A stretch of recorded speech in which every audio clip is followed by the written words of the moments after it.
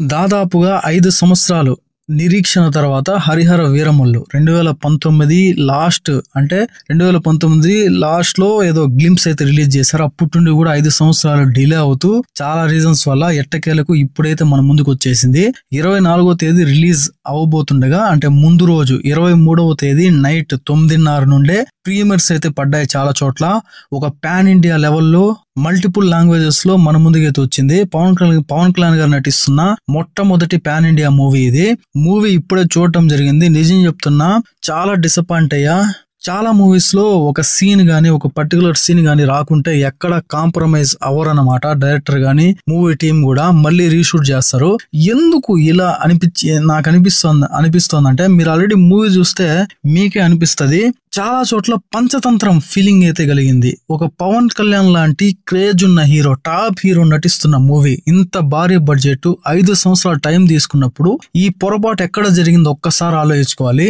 Hello guys, here is the review of Harihara Veeramallu Telugu movie directed by Krish Jagarlamudi, Jyothi Krishna, AM Ratnam producer అయితే వ్యవహరించారు. ఇక ఈ వీడియోలో ఈ హరిహర వీరమల్లు మూవీ ఎలా ఉందనే విషయాలు మాట్లాడుకుందాం. వీడియో చాలా ఇంట్రెస్టింగ్ ఉండబోతుంది. స్కిప్ చేయకుండా లాస్ట్ వరకు చూసేయండి. ఇంకొక చిన్న రిక్వెస్ట్ ఏంటంటే చాలా మంది మన వీడియోస్ చూస్తున్నారు కానీ సబ్స్క్రైబ్ మాత్రం చేయడం లేదు. ఇలాంటి జెన్యూన్ వీడియోస్ కోసం, మూవీ ఇన్ఫర్మేషన్ వీడియోస్ కోసం, మూవీ రివ్యూస్ కోసం, ఓటీటీ అప్డేట్స్ కోసం మన సినిమాటా ఛానల్ సబ్స్క్రైబ్ చేయండి. సుత్తి లేకుండా సోదు లేకుండా జెన్యూన్ గా అయితే మీ ముందుకు వీడియో తెస్తూ ఉంటా. ఇక Harihara Veeramallu sword versus spirit first part ఎలా ఉందనే విషయానికి వస్తే నాకైతే యావరేజ్ అనిపించింది భయ. దానికి చాలా రీజన్స్ ఉన్నాయి. మూవీలో వేరే లెవెల్ పర్ఫార్మెన్స్ ఉంది, వేరే లెవెల్ ఫైట్ సీన్స్ ఉన్నాయి ఫస్ట్ నుండి లాస్ట్ వరకు కూడా. కానీ ఫస్ట్ హాఫ్ అయితే చాలా బాగా ఎలివేట్ అయింది. సెకండ్ హాఫ్ మొత్తం మునిగిపోయింది భయ. మీరేమన్నా అనుకోండి, మొత్తం ముంచేశారు. ఏదైతే క్రిష్ తీసిన పార్ట్ ఉందో అది నాకు చాలా వరకు బెటర్ అనిపించింది. ఇక జ్యోతి కృష్ణ ఏదైతే హ్యాండిల్ చేశాడో అది వరకు నాకు చాలా వీక్ అనిపించింది భయ. లిటరలీ చెప్తున్నా చాలా డిసప్పాయింట్ అయ్యా. మూవీ మాత్రం వేరే లెవెల్లో ఉంది కాదన్నో, కానీ ముంచేసింది సెకండ్ హాఫ్ మాత్రమే. సీజీ వర్క్స్, గ్రాఫిక్స్ వర్క్స్ బాగా తెలిసిపోతున్నాయి. ఎప్పుడైతే మూవీ స్టార్ట్ అయిందో వేరే లెవెల్లో స్టార్ట్ అవుతుంది. ఆ గుడ్ ఎక్స్పీరియన్స్ ఇస్తుంది. మూవీ పక్కా హిట్ అనే ఒక ఫీలింగ్ అయితే వచ్చేస్తాము. రాను కూడా అది ఖచ్చితంగా ఫీలింగ్ అయితే తగ్గిపోతుంది. దాంట్లో ఎటువంటి డౌట్ లేదు. బేసిక్ గా మూవీ ప్లాట్ ఏంటంటే పవన్ కళ్యాణ్ ఒక అనాథ అన్నమాట. తనని మత గురువులు పోషించి పెద్ద చేస్తారు. వివిధ కళలైతే అభ్యసిస్తాడు. అన్నిట్లోనూ సహజంగా అతను శిక్షణ పొందుతాడనమాట. హిందువులుగా బతకాలంటే పన్ను కట్టాలి. అటువంటి కాలం వెళ్తున్న రాజ్యం ఇది. రాజ్యం అనే మాట పక్కన పెడితే రాక్షస రాజ్యం ఇది. ఔరంగజేబ్ అనే ఒక నియంత పరిపాలిస్తూ ఉంటాడు. అతనికి ఆపోజిట్ గా అయితే పవన్ కళ్యాణ్ గారు పోరాటం చేస్తారు. ఔరంగజేబ్ కూడా కొంతమంది ఆపోజిట్ లో సుల్తాన్లు అయితే ఉంటారు. ఆపోజిట్ గా ఆ సుల్తాన్లు కోహినూర్ వజ్రాన్ని ఔరంగజేబ్ నుండి దొంగలించడానికి పవన్ కళ్యాణ్ గారిని అయితే ఉపయోగించుకుంటారు. కానీ పవన్ కళ్యాణ్ గారి వేరే ఆలోచన ఉంటుంది. అదేంటనేది మూవీ చూసిన తర్వాత మీకు అర్థమవుతుంది. ఇక మూవీ గురించి డీప్ గా మాట్లాడుకుంటే మూవీ స్టార్ట్ అయిన ఫస్ట్ ఇంట్రొడక్షన్ ఫైట్ అయితే వేరే లెవెల్ ఉంటది. నిజం చెప్తున్నా, ఇంతకు ముందు ప్రీవియస్ పవన్ కళ్యాణ్ గారి మూవీస్ లో ఎక్కడ కూడా ఆ కొరియోగ్రఫీ, ఆ యాక్షన్ మోడ్ అయితే మీరు చూసుండ్రు, అసలు మీరు ఎక్స్పెక్ట్ కూడా చేయలేరు. ఆ విధంగా ఉంటది.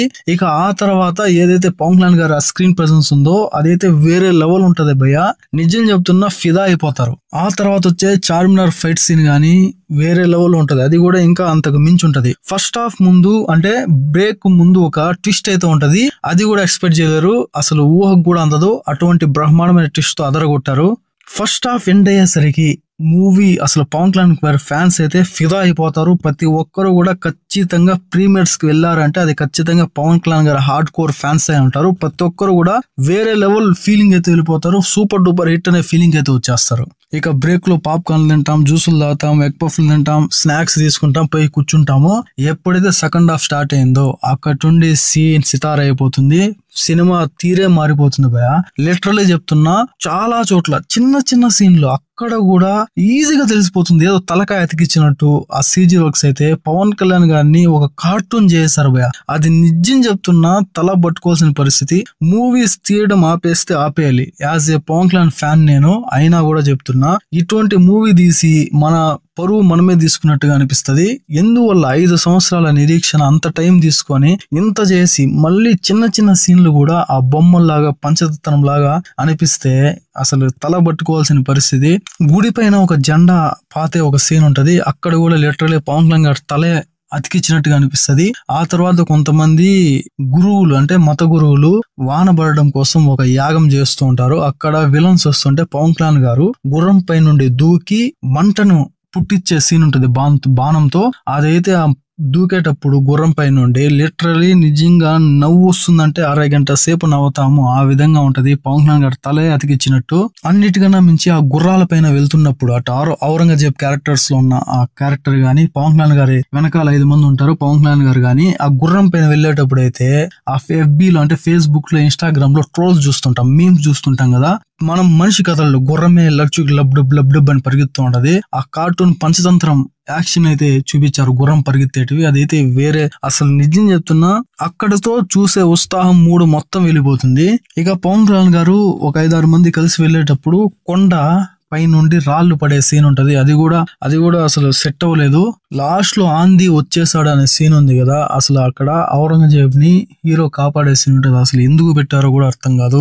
ఇక పెద్ద సుడిగాలు వచ్చే సీన్ ఉంటది. అది ఎందుకు పెట్టారో కూడా ఇంకా అసలు మనం ఏం మాట్లాడుకోవాల్సిన అవసరం లేదు. ఇక మూవీలో ఇంకేమి లేదంటే ఉంది భయ. యాక్షన్ మోడ్ అయితే వేరే లెవెల్ ఉంటది. Action performance, choreography, Pawan Kalyan గారి స్క్రీన్ ప్రెజెన్స్ 1 మ్యాన్ షో అని చెప్పొచ్చు. లిటరల్లీ చించి అవతల పెట్టేశారు పవన్ కళ్యాణ్ గారు. ఎప్పుడు చూడటువంటి ఆ వింటేజ్, ఆ రా క్యారెక్టర్ లో ప్రతి ఒక్కరిని ఇంప్రెస్ చేసేస్తాడు భయ. మూవీలో ఒక్కొక్క ఫైట్ సీన్ ఉంటది వేరే లెవెల్ అని చెప్పొచ్చు. ఇక డైలాగులు కూడా సూపర్ గా ఉంటాయి. పవన్ కళ్యాణ్ గారు చెప్పిన డైలాగ్స్ సూపర్ గా ఉంటాయి. బ్యాక్గ్రౌండ్ మ్యూజిక్ కీరవాణి అందించిన బ్యాక్గ్రౌండ్ మ్యూజిక్ గురించి అంత తక్కువ చెప్పుంటే అంత మంచిది. అంత పర్ఫార్మెన్స్ అయితే ఎరగా కొట్టేశాడు. బ్యాక్గ్రౌండ్ మ్యూజిక్ అయితే అంత బ్రహ్మాండంగా కుదిరింది. ఓవరాల్ గా మూవీ అయితే నాకు యావరేజ్ అనిపించింది భయ. జినాన్ గా చెప్తున్నా, నేను తిట్టుకున్నా పర్లేదు, ఇదైతే వాస్తవం అని నేను చెప్తున్నాను. ఈ మూవీకి నా రేటింగ్ వచ్చేసి 2.5/5. మీరు ఆల్రెడీ హరిహర వీరమల్లు మూవీ చూస్తుంటే మీకు ఎలా అనిపించిందో జినాన్ గా కామెంట్ చేయండి. నెక్స్ట్ వీడియోతో మళ్ళీ కలుద్దాం. అప్పటి వరకు stay tune. Please subscribe and support. Thanks for watching.